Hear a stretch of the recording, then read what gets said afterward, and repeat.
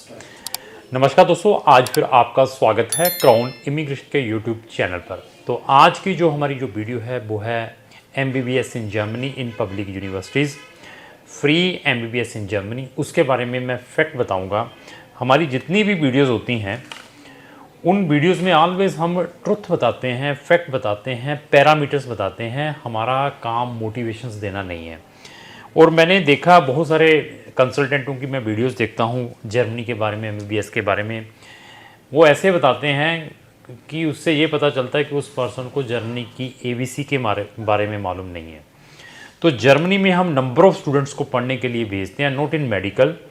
हमारे पास वहाँ पर ह्यूमैनिटीज़ में भी है, इंजीनियरिंग में भी है, बिजनेस में भी है, मेडिकल में भी है। लेकिन मेडिकल में एडमिशन लेना टफेस्ट जो है सिस्टम है जर्मनी के अंदर। उसके रीजंस क्या हैं, मैं सारे के सारे ये स्टेप इस वीडियो के अंदर बताऊंगा। मैं फिर बता दूं कि जर्मनी के ऊपर टाइम वेस्ट करना, उसके ऊपर स्पेंड करना, मैं ये कहूँगा कि इट इज़ नॉट वायबल। उसके रीज़न क्या है, अगर आप ऐसा कर सकते हैं तो देन मैं कहूँगा कि बहुत बढ़िया है, क्योंकि this is a very hard competition और एंटायर आपकी MBBS जर्मन लैंग्वेज के अंदर रहेगी। बट बेनिफिट ये है कि जो जर्मनी की डिग्री है और जर्मनी के अंदर डॉक्टर्स का सैलरीज है तो आपको अनबिलीवेबल है।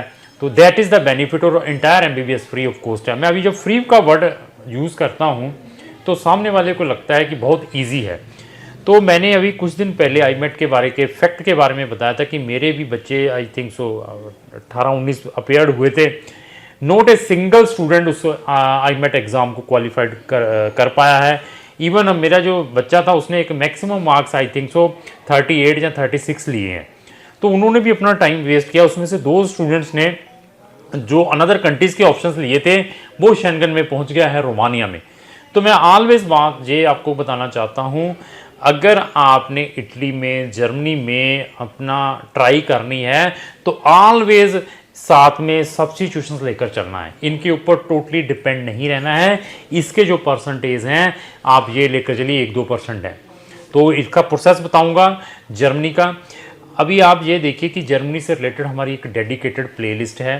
MBBS अब्रोड से रिलेटेड भी है, MBBS रोमानिया से रिलेटेड भी है। जितनी भी MBBS में हम बच्चों को भेजते हैं उनसे रिलेटेड हमारी प्लेलिस्टें बनी हुई हैं। तो मैंने जर्मनी से रिलेटेड अपनी प्लेलिस्ट को अपने डिस्क्रिप्शन बॉक्स में लगा दिया है। MBBS अब्रोड को भी मैंने अपने डिस्क्रिप्शन बॉक्स में लगाया है। वहाँ जाकर हमारी नंबर ऑफ़ वीडियोस वॉच करें और फ्री में नॉलेज लें। उसके बाद डिसाइड करें कि आपने अपना केस कौन से कंसल्टेंट के थ्रू प्रोसेस करना है। सबसे प्लस पॉइंट क्या है, इस वीडियो को स्टार्ट करने से पहले मैं बता दूं कि जस्ट 15 से 20 हज़ार में आप जर्मनी जैसी कंट्री, इटली जैसी कंट्री जहां पे आपने ट्राई करनी है और साथ में अनदर कंट्रीज़ के भी सब्स्टिट्यूशंस देंगे। सिर्फ 15 से 20 हज़ार लेने आपसे लेंगे रजिस्ट्रेशन फीस।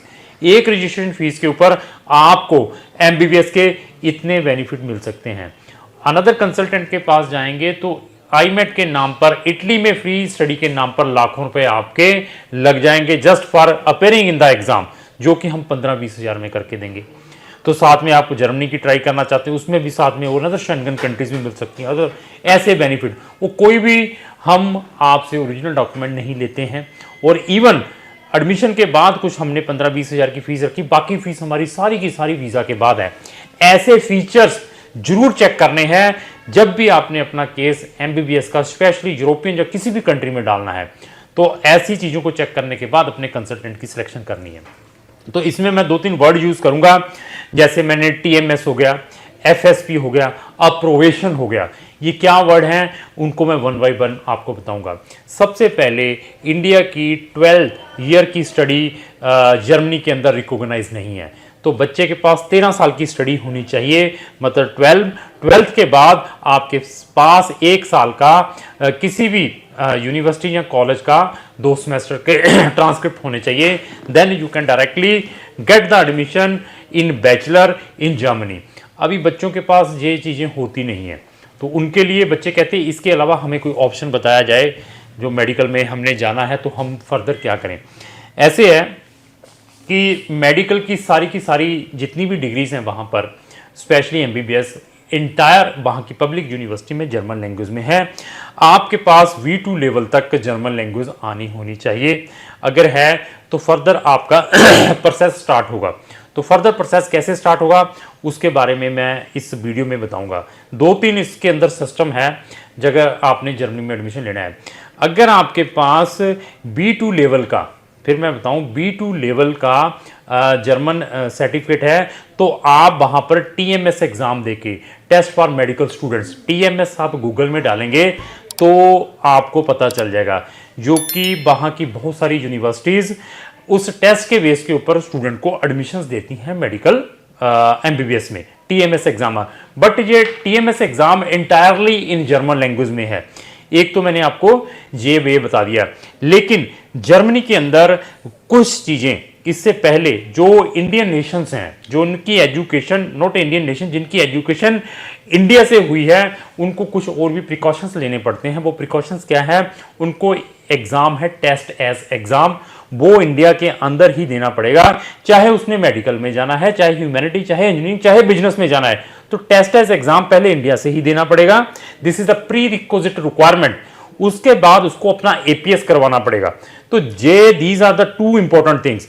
और जिस बच्चे ने MBBS करनी है तो उसके जो परसेंटेज हैं वहां की पब्लिक यूनिवर्सिटीज में अगर लेनी है तो 90% से कम नहीं होने चाहिए। बायो साथ में होने चाहिए। PCB वाले बच्चे या सुपर मेडिकल वाले स्टूडेंट्स के जिनके 90% हैं वो वहां की पब्लिक यूनिवर्सिटीज में अप्लाई करने के लिए एलिजिबल है। जिनके कम है वो अप्लाई ही नहीं कर पाएंगे। तो फिर मैंने बता दिया, टेस्ट एज इंडिया के अंदर है और APS हम करवा कर देंगे, टेस्ट एज का भी हम फॉर्म भर के देंगे। उसके बाद अगर आपने इंडिया में 1 साल कहीं लगाया है 12th के बाद किसी यूनिवर्सिटी में या कॉलेज में, तो आप TMS एग्जाम डायरेक्टली दे सकते हैं, test for medical student in Germany. अगर आपके पास B2 लेवल जर्मन लैंग्वेज, क्योंकि जर्मन लैंग्वेज के, तो आपकी प्रीवियस परसेंटेज और TMS की स्कोरिंग के बेस के ऊपर वहां की पब्लिक यूनिवर्सिटीज में फ्री ऑफ कॉस्ट MBBS में एडमिशन मिल सकता है। This is the first process. ये आपको हमने बता दिया कि इस बेस से भी आप वहां पर एडमिशन ले सकते हैं। वहां पर टोटल 39 मेडिकल यूनिवर्सिटीज हैं अप्रोक्स। तो और वहां पर I think so 16 federal states हैं। हर स्टेट्स की अपनी अपनी पॉलिसीज हैं वहां पर। तो इन 16 की 16 फेडरल स्टेट्स के अंदर 39 यूनिवर्सिटीज हैं पब्लिक, जो कि फ्री ऑफ कॉस्ट बच्चों को ये MBBS प्रोवाइड करती हैं। तो कुछ यूनिवर्सिटीज आपको एडमिशन TMS की ग्रेडिंग के अकॉर्डिंग दे देती हैं। कुछ बच्चों को, जिन बच्चों ने वहां पर एडमिशन लेना है, उनको वो FSP के जो आपके ग्रेड है उसके अकॉर्डिंग देती है। अभी FSP क्या आ गया? FSP भी आप गूगल में डालेंगे तो आपको FSP के बारे में भी पता चल जाएगा। This is the assessment test for student colleague. अभी स्टूडेंट कुलीग क्या आ गया? अभी स्टूडेंट कुलीग के ऊपर भी डिस्कस कर देते हैं।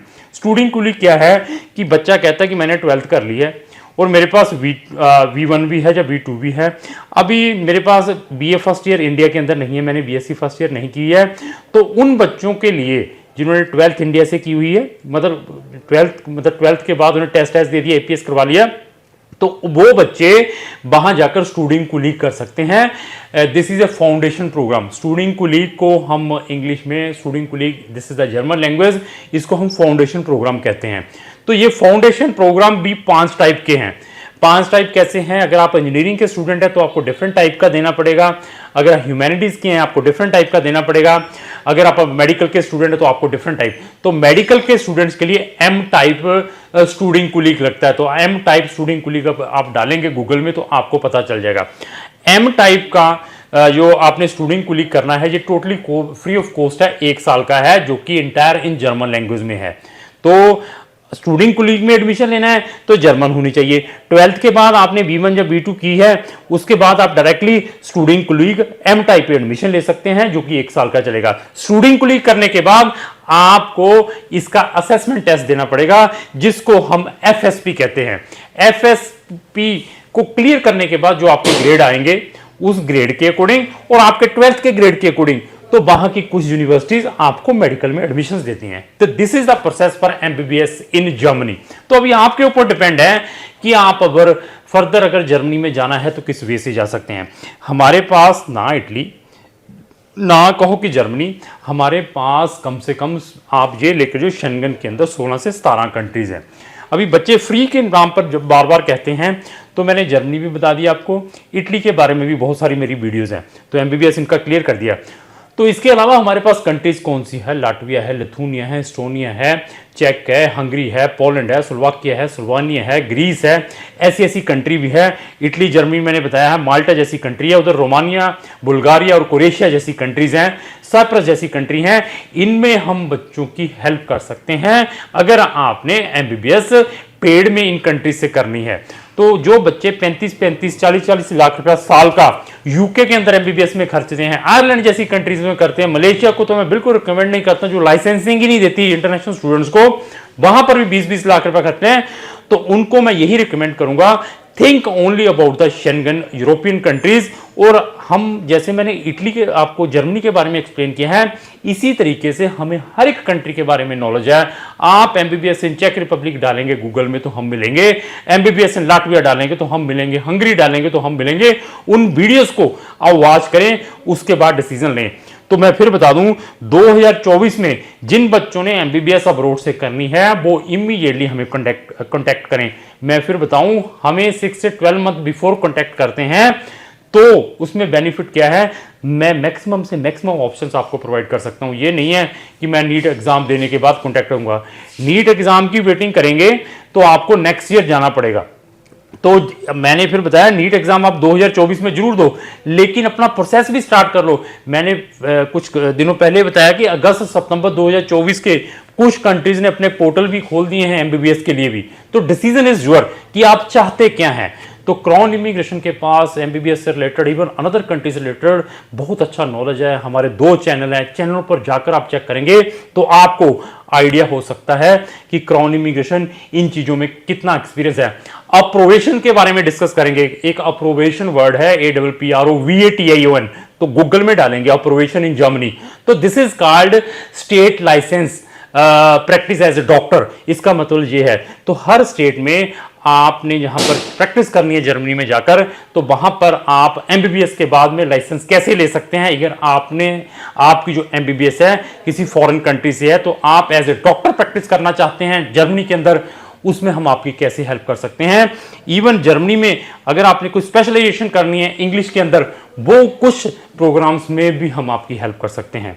तो लास्ट में मेरी यही रिक्वेस्ट है कि अगर आपका कोई भी दोस्त एमबीबीएस अब्रॉड से करना चाहता है तो उसको ये वीडियो जरूर शेयर करें ताकि वो फ्री में ऐसी नॉलेज ले पाए।